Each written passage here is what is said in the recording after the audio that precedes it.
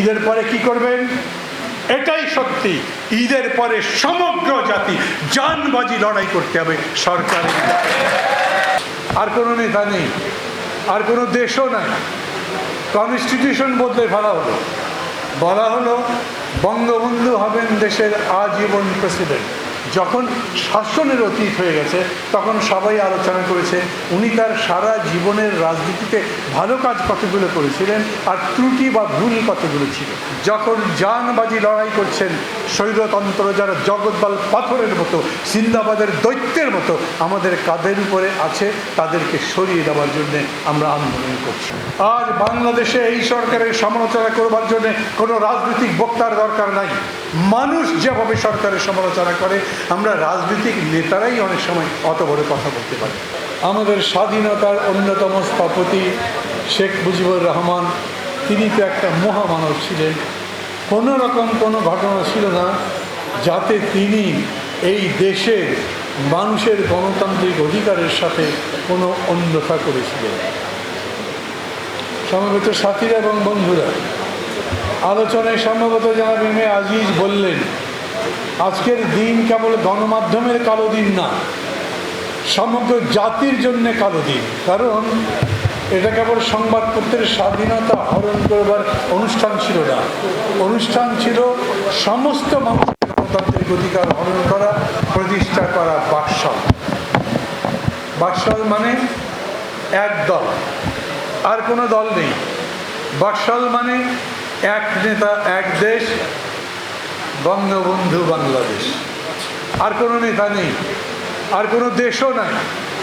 Constitution বদলে ফেলা হলো, বলা হলো বঙ্গবন্ধু হবেন দেশের আজীবন প্রেসিডেন্ট। বুঝে দেখেন, একজন মানুষ আজীবন প্রেসিডেন্ট হবেন, তার হাতে সর্বময় ক্ষমতা। তার মানে উনি যতদিন জীবিত আছেন ততদিন পর্যন্ত তিনি আছেন, তার কোনো পরিবর্তন নাই। তাহলে গণতন্ত্রের কোনো সুযোগ আছে? নাই। এই আইন, এই কনস্টিটিউশনের পরিবর্তন, এই চতুর্থ সংশোধনী কে করলেন? পার্লামেন্টের মধ্যে মাত্র কয়েক মিনিটের মধ্যে কার নেতৃত্বে করা হলো? যখন শাসনের অতীত হয়ে গেছে তখন সবাই আলোচনা করেছে উনি তার সারা জীবনের রাজনীতিতে ভালো কাজ কতগুলো করেছিলেন আর ত্রুটি বা ভুল কতগুলো ছিল। মাও সেতুং সম্পর্কে তার পার্টি মূল্যায়ন করেছিল জীবনের 70% তিনি বিপ্লবের জন্য নিবেদিত ছিলেন আর 30% তিনি প্রতি বিপ্লবের পক্ষে কাজ করেছেন। বঙ্গবন্ধু আজীবন শুধুই গণতন্ত্রের জন্য কাজ করেছেন, শুধুই জনগণের মুক্তির জন্য কাজ করেছেন, কোনো ভুল করেননি। এমন একটা সময় এই আলোচনা আমরা করছি যখন জানবাজি লড়াই করছেন স্বৈরতন্ত্র যারা জগৎবাল পাথরের মতো, জিন্দাবাদের দৈত্যের মতো আমাদের কাঁধের উপরে আছে, তাদেরকে সরিয়ে দেওয়ার জন্য আমরা আন্দোলন করছি। মৃত্যুর আহাজারি এখন পর্যন্ত চলে, সেই রকম সবাই আমাদের ভাববার দরকার কাদের বিরুদ্ধে লড়াই করছি।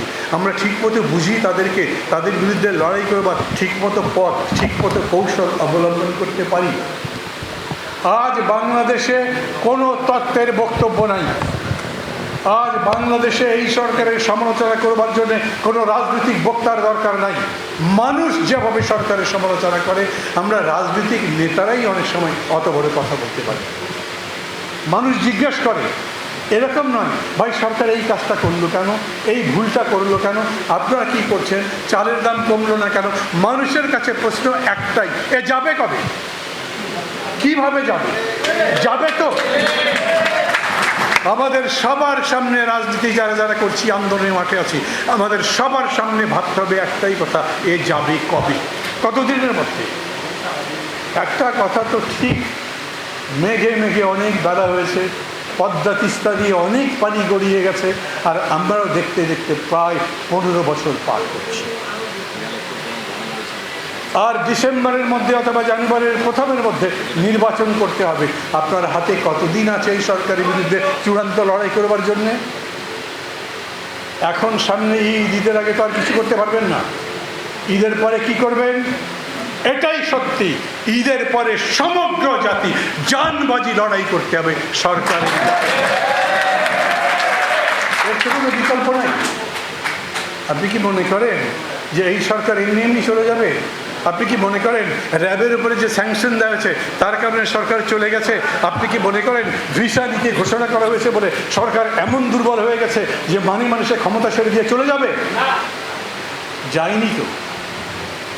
এরপরে আমেরিকা আরও যদি কিছু করে, বিশ্ববাসী আরও যদি কিছু করে, জাতিসংঘ যদি কিছু করে, তারপরেও খেয়াল করবে ইনি এমন একটা জিনিস যিনি মচকাবেন, ভাঙবেন না।